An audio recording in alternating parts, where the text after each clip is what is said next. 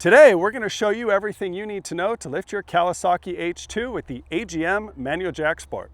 Hi, I'm Brian with AGM, and this is how you lift it, where we test real vehicles and real situations to show you the best way to get the job done, because how you lift it matters.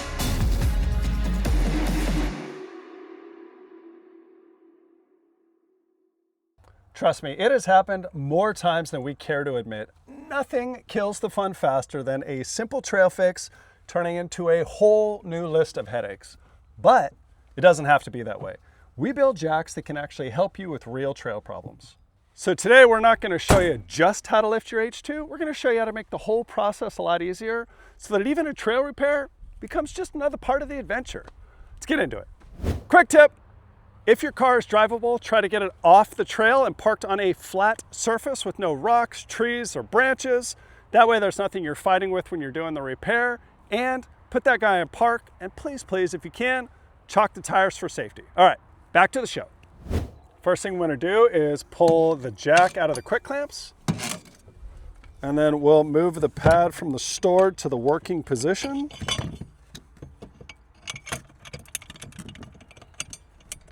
All right, let's go up to the front. For the front lift, we're gonna pick up off the upper control arm here, just past the radius, and we're gonna angle the jack in towards the center of the car so it sits flush against this face, making a second point of contact here on the lower arm. So let me show you what that looks like. Put the hook in the jack, get our adjustment somewhere around there. Jack goes in place.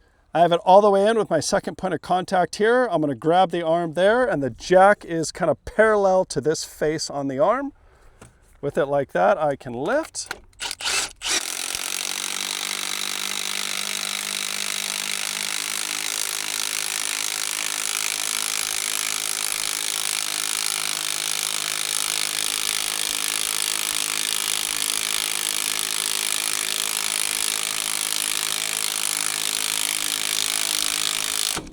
And there it is, tire is off the ground and ready for repair.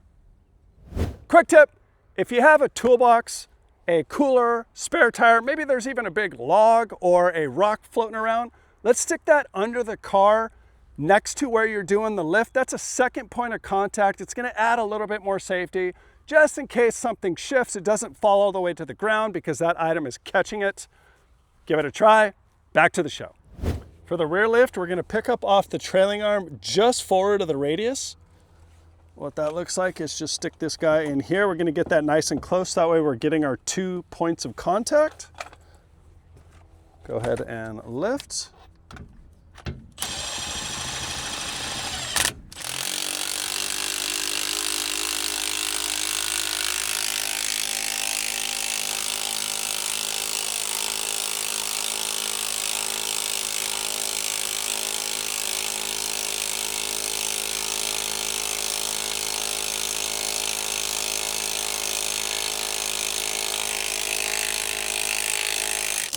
There we are, with the tire off the ground, you are ready to perform your repair. If you're not able to lift from the rear trailing arm, let me show you an alternate lift point here on the chassis. What we'll do is sneak the jack in between the shock and the chassis right there. Now we're gonna angle that pad in towards the center of the car. Again, we're gonna have the jack body itself touching the tube so we get those 2 points of contact. And now we can lift.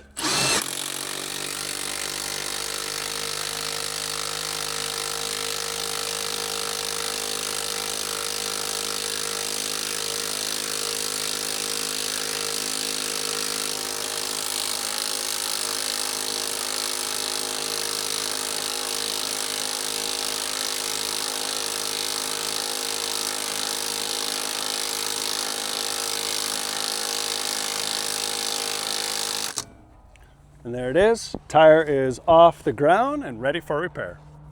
Okay, now that we have a flat, we can put it all together, show you what a tire change looks like. So to do that, we'll adjust the collar somewhere around there.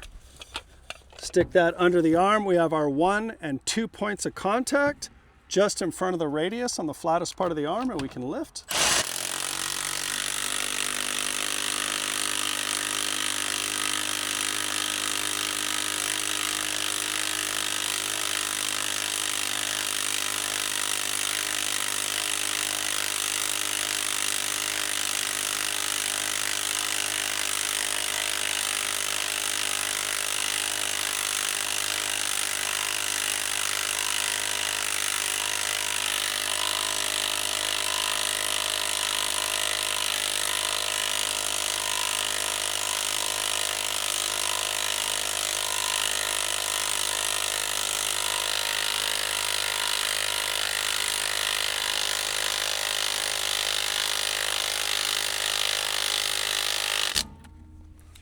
Okay, we'll pull off the lugs.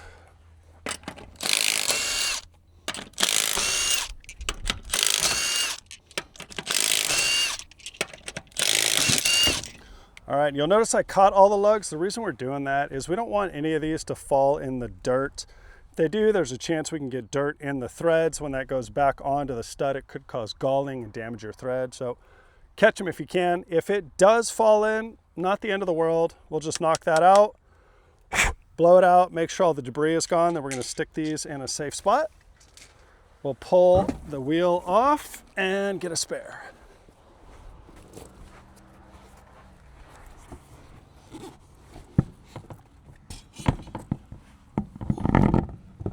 Okay, with the wheel in, we're going to install these studs or these lugs by hand. The reason we want to do that is there is no starter nose on these studs. And there is a very good chance you could strip these if you try to do them with the gun. Oh, and I dropped one.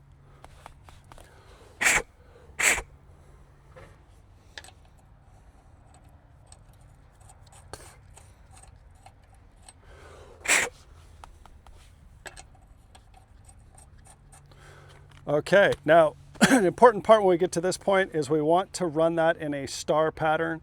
The reason we want to do that instead of just tightening these in a circle is we want to make sure that the wheel pulls flush to the brake rotor. That way it sits nice and even so that when we torque these, we know it's going to stay that way. If we tighten these in a circle instead, there's a chance we could pull one side in first, creating kind of a crooked or not flush seating. And we could tighten the rest of these, and I would never know that this is crooked until we go and start to drive. Then that wheel's going to square up, these lugs are going to come loose, fall off, and the wheel's going to fall off. So use the star pattern.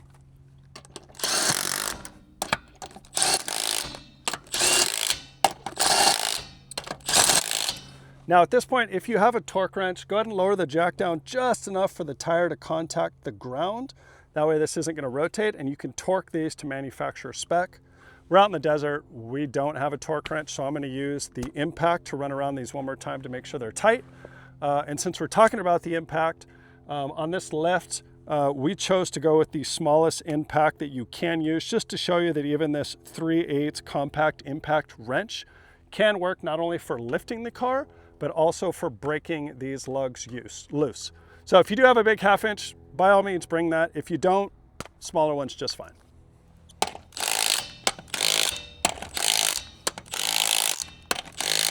All right, with those tight, we can lower the jack.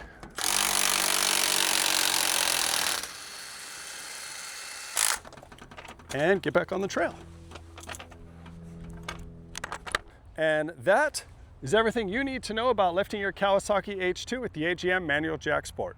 Now, today's video had one goal in mind, and that's to make trail repair safer and easier, because how you lift it matters. I'm Bryan with AGM, and this is how you lift it. If you got any questions or comments, leave them below. Thanks for watching. We'll see you next time.